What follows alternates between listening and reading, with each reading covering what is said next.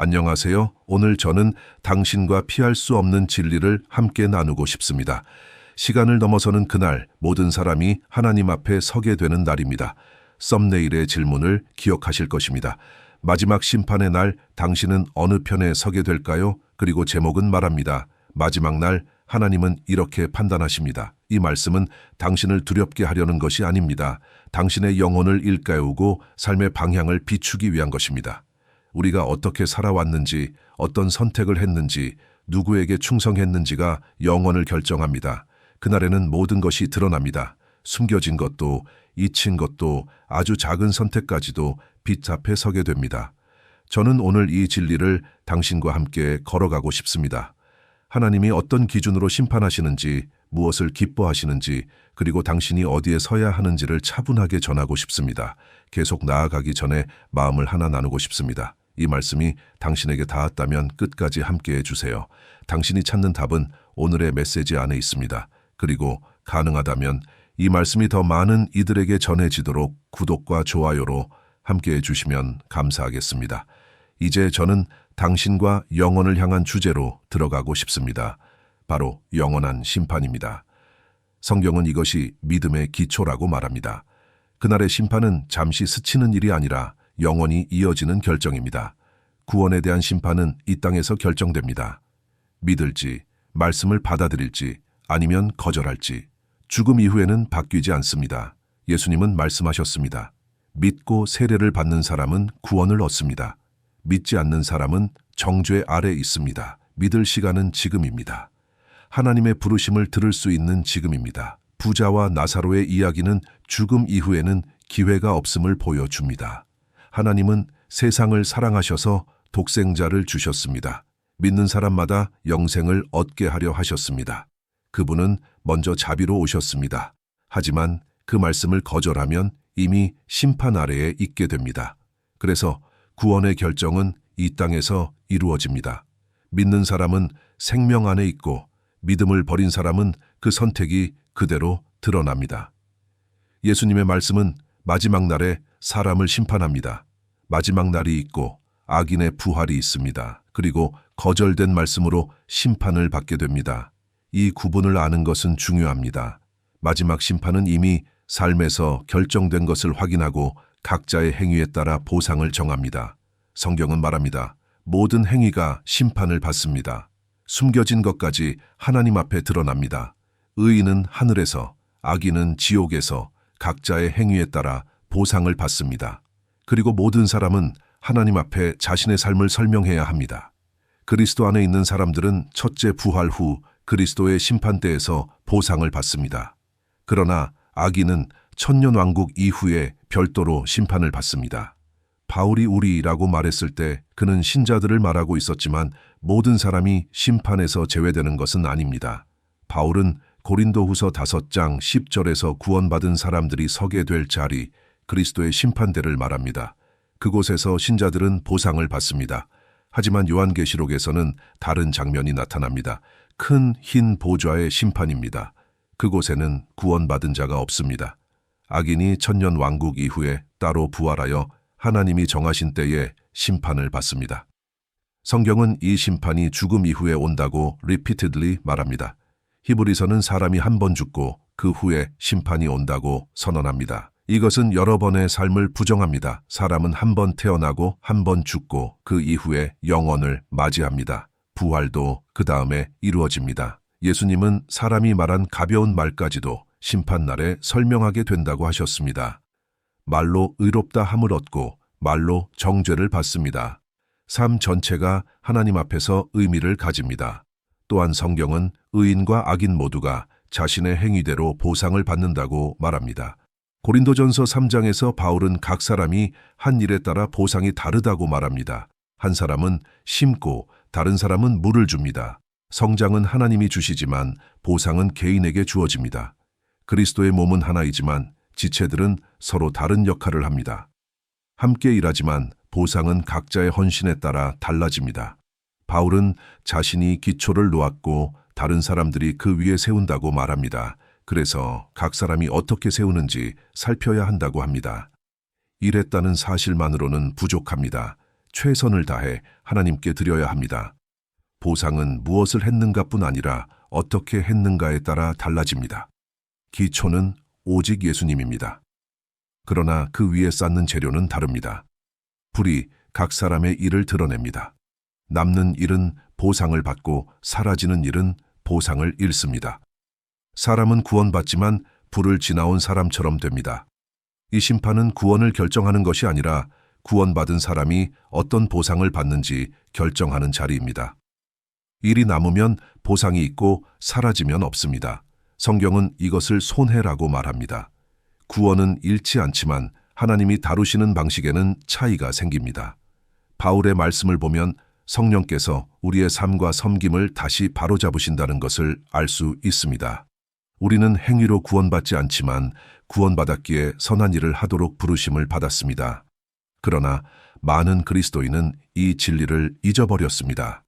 교회는 역사 속에서 극단을 오가며 행위로 구원을 얻는다는 착각에 빠지기도 했습니다. 하지만 성경은 은혜로 믿음으로 구원받는다고 말합니다. 그리고 곧바로 우리는 선한 일을 하도록 지음받았다고 선언합니다. 우리는 선한 일을 해서 구원받는 것이 아니라 구원받았기에 그 길을 걸어야 합니다. 행위는 헛되지 않습니다. 그리스도의 심판대에서 우리의 보상은 행위에 따라 주어집니다. 성경은 의인도 악인도 각자 행한 대로 갚음을 받는다고 말합니다. 예수님은 위선을 꾸짖으시며 더 무거운 심판이 있을 것이라 하셨습니다. 또한 소돔과 비교하시며 받은 빚이 클수록 책임도 커진다고 하셨습니다. 영원한 심판은 구원과 멸망만이 아니라 삶의 열매까지 다루는 자리입니다. 이제 우리는 의인의 보상에 마음을 둡니다. 이 말씀을 듣는 당신에게 필요한 부분입니다. 마지막으로 예수님은 양보다 질을 보신다고 가르치셨습니다. 포도원의 비유에서 일한 시간은 달랐지만 주인은 각 사람에게 약속한 대로 주었습니다. 문제는 비교였습니다. 그러나 하나님은 각 사람에게 맡기신 일에 대한 충성을 보십니다. 많이 맡은 사람은 많이 충성하고 적게 맡은 사람은 그만큼 충성하면 됩니다. 비교는 심판대 앞에서 아무 의미가 없습니다. 보상은 하나님이 맡기신 일을 얼마나 성실하게 행했는가에 달려 있습니다. 우리는 종종 하나님이 원하신 것보다 적게 하면 불성실하다고 생각합니다. 하지만 또 다른 불성실이 있습니다. 하나님이 말씀하지 않은 일을 더 하려는 것입니다. 이것은 단순한 열심이 아니라 하나님이 맡기지 않은 짐을 스스로 지는 것입니다. 충성은 양이 아니라 순종입니다.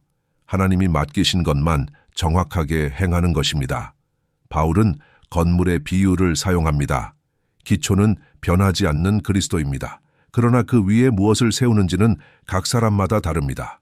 나무와 지푸라기로 세우는 사람도 있고 금과 보석으로 세우는 사람도 있습니다. 하나님께 하는 것이니 대충 해도 된다는 생각은 성경의 원리를 거스릅니다. 하나님은 최선을 원하십니다. 보상은 얼마나 오래 일했는지가 아니라 하나님이 원하신 것을 정확하게 행했는가에 따라 주어집니다. 하나님이 금을 원하신다면 왜 나무를 드리겠습니까? 수고하고도 보상이 없을 수 있습니다. 그래서 부활과 심판의 진리는 지금 삶을 바꾸라는 부르심입니다. 질이 중요합니다. 이를 위해 우리는 하나님의 도움과 지혜, 성령의 인도하심이 필요합니다. 그리고 전심으로 일해야 합니다. 성경은 여러 번 전심으로 하나님을 찾으라, 전심으로 사랑하라 말씀합니다. 섬김도 전심으로 해야 합니다. 그리고 반드시 기억해야 할 것이 있습니다. 하나님은 각 사람이 감당할 수 있는 만큼만 요구하십니다. 마태복음 25장의 달란트 비유에서 주인은 각 사람의 능력에 따라 달란트를 나누어 주었습니다. 하나님도 동일하게 일하십니다. 당신이 감당할 수 있는 만큼을 맡기시고 그 이상은 요구하지 않으십니다. 히브리서는 말합니다. 하나님은 불의하지 않으시며 당신이 감당할 수 없는 것을 결코 요구하지 않으십니다. 그분이 맡기신 것은 언제나 당신의 능력 안에 있습니다. 달란트의 비유에서 각 종은 다른 양을 받았지만 모두가 그것을 늘릴 수 있었습니다. 5을 받은 종은 10을 만들고 2를 받은 종은 4를 만들었습니다. 둘 다 주인에게서 착하고 충성된 종이라는 칭찬을 들었습니다. 그러나 한 종은 아무것도 하지 않았습니다. 맡겨진 것을 소중히 여기지 않았고 주인의 마음도 존중하지 않았습니다. 이 비유는 말합니다. 하나님이 맡기신 일은 당신이 충분히 감당할 수 있는 일이며 그렇기에 최선을 들여야 한다는 것입니다. 충성은 양이 아니라 질입니다. 하나님이 맡기신 만큼 온전히 행하는 것이 충성입니다. 그리고 하나님이 사람마다 다른 것을 요구하신다면 한 구절로 모든 부르심을 설명할 수는 없습니다. 그래서 우리는 성령의 인도하심과 주님의 뜻을 들을 수 있는 조용한 마음이 필요합니다.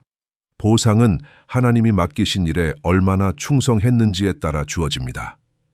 그래서 질문이 생깁니다. 하나님은 지금 당신에게 무엇을 원하고 계십니까? 예수님은 말씀하셨습니다.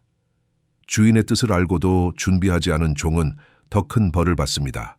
모르고 잘못한 종은 적은 벌을 받습니다. 그러나 둘 다 책임에서 벗어나지 못합니다. 왜냐하면 하나님의 뜻을 찾는 일도 우리의 책임이기 때문입니다. 어떤 사람은 말합니다. 그럼 아예 모르는 게 낫지 않나? 그러나 그 길은 보상을 잃는 길입니다. 가장 좋은 길은 주의 뜻을 알고 그 뜻을 따르는 것입니다. 그것이 충성된 종의 길입니다. 이 진리는 미래만을 말하는 것이 아니라 지금 당신의 삶을 바르게 세우라는 부르심입니다. 저는 젊을 때부터 한 문장을 마음에 새기며 살아왔습니다. 착하고 충성된 종아, 주인의 기쁨에 참여하라. 영원을 바라보면 오늘의 선택이 달라집니다. 하나님은 당신이 가장 좋은 길을 선택하기를 원하십니다. 영원을 바라보면 오늘의 선택이 달라집니다. 하나님은 이 진리를 통해 당신이 가장 좋은 길을 걷기를 원하십니다. 이 빛이 마음에 자리하면 오늘의 말씀이 더 깊이 새겨집니다.